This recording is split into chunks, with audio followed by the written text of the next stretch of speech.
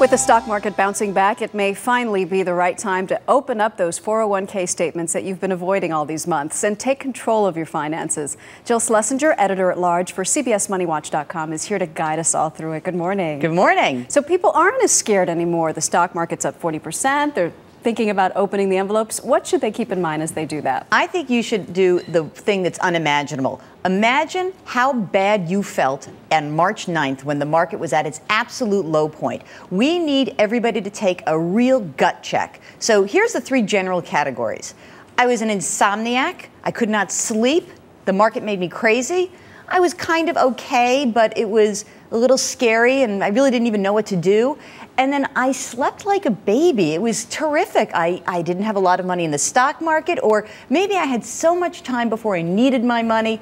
I just was fine. Or I was totally in denial, which is a separate issue. But, you know, those are the general categories. You need to really understand how you felt during this period of time. Okay, and once you know that, before you go reallocating and mixing up all your assets in your 401k, is there anything you should do? You should absolutely take a risk tolerance test. Most 401ks have this. If you don't, there's a lot of online tools. They're going to ask you a bunch of questions. How would you feel if the market went down 20%? Well, you now know because it was down 40%. I felt rotten, or it was okay. Once you take that test, you're ready to make some changes potentially in your 401k or other retirement account. All right, so then you've taken that test. Let's say that you decide that you are risk tolerant, that you slept pretty well when the market started to tank. What should you do with your 401k? We divide this up into not so much age. I know people will say, I'm X years old, what should I do? It's when I need my money. 30 years before I need my money, I can have 50 to 70% in higher risk assets.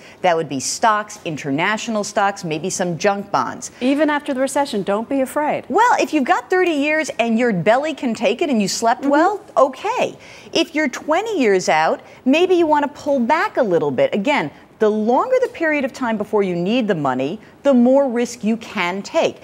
But if you're only, say, 5 to 15 years out and you're pretty risk tolerant, you did okay, you pull back the risk. What we want people to do is be very aware of their risk tolerance and the time horizon for when they need that money. What if during the recession you didn't sleep too well and you were a little bit restless about your 401k? Right. You needed only 5 milligrams of Ambien. So in that case, what we would say is same thing with same time horizons. We pull back the risk level. I want to point something out.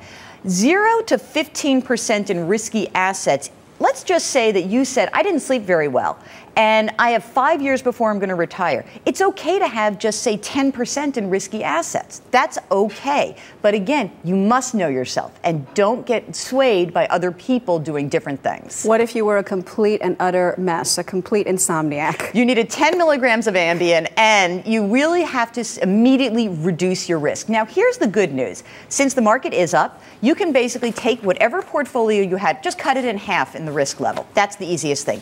Do not chase the market higher because you will get lured into that. Save more money. So the thing that you have to consider is if you're sleeping well, then your 401k is allocated properly. Pretty much. And here's the thing. You can save more money, you can spend less in your retirement, and you can work longer. Working longer will have the biggest impact on your retirement years than anything else. Someone just said to me before we came on the air, what if I don't have a job? That means while you're working, save a lot.